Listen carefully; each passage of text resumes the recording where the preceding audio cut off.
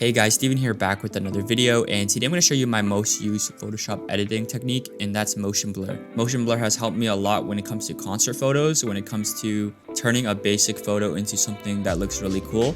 It's actually very simple, so if you're a beginner, don't worry. If you guys enjoyed this video, make sure to hit the thumbs up button, and let's get straight into it.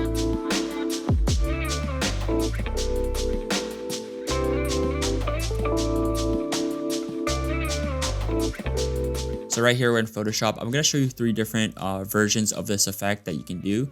So the first one is just side-to-side motion blur. It mimics a slow shutter speed. Here is a more stylistic approach.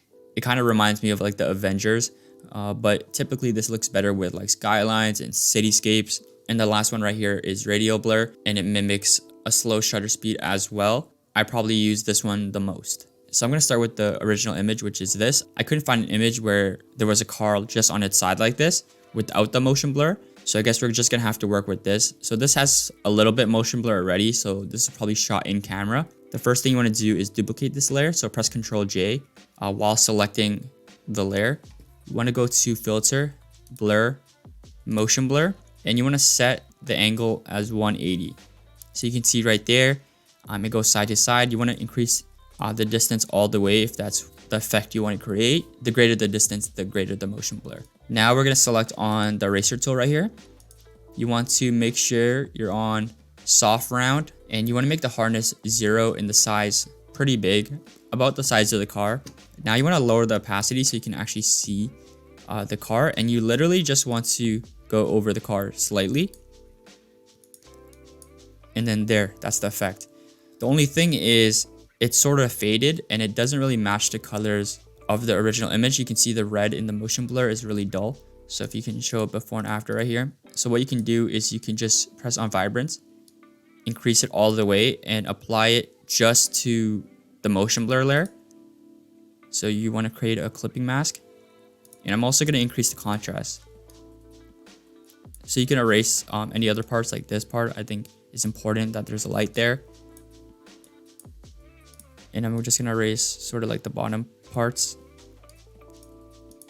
We're going to decrease the vibrance just a little bit.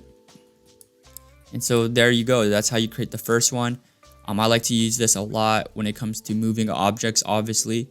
It just creates a more stylistic approach to it. So if we group these and just hide it, you can see what that does. So the next one we have here is probably one of the harder ones. It's really hit or miss sometimes. It depends on your image. So there we have the original image. I'm just going to duplicate it as well.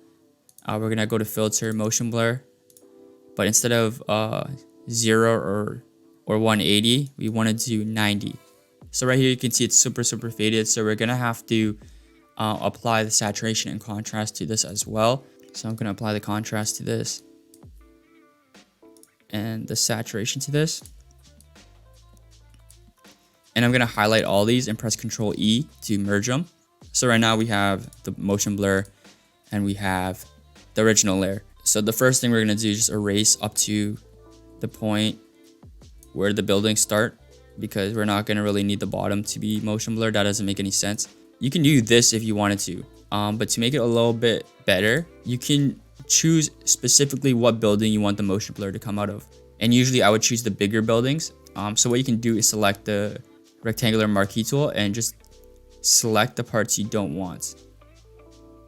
So right here, we're going to delete. So you can see right here, there's a few big buildings.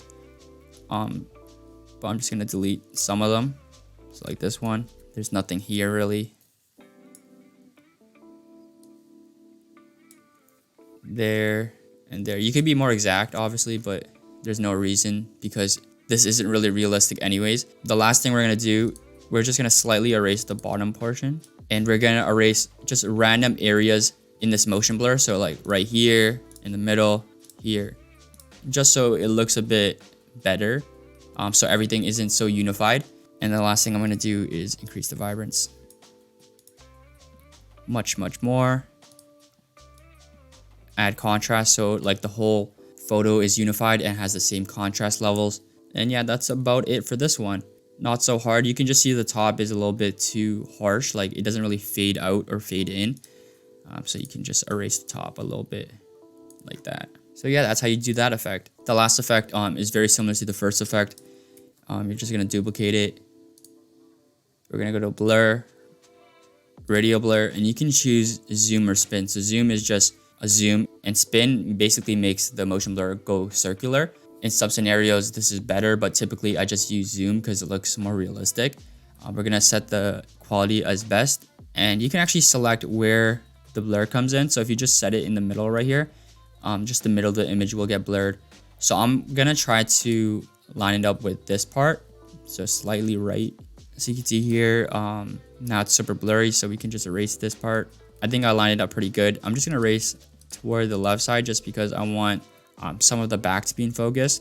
The only issue is it sort of looks just like the same, like there's no contrast, but that's because the photo is literally just all orange. But what I like to do to add contrast is actually add contrast in colors. So we're gonna press on color balance and we're gonna add blue to it. This isn't necessary, obviously. I just like to make sure that the colors aren't all the same. So now there's a little bit blue, there's a little bit reddish, orangish.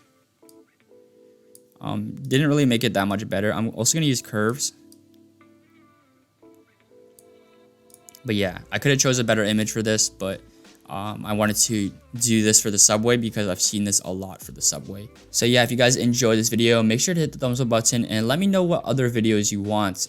Subscribe to this channel if you want more tutorials like this. I make these all the time.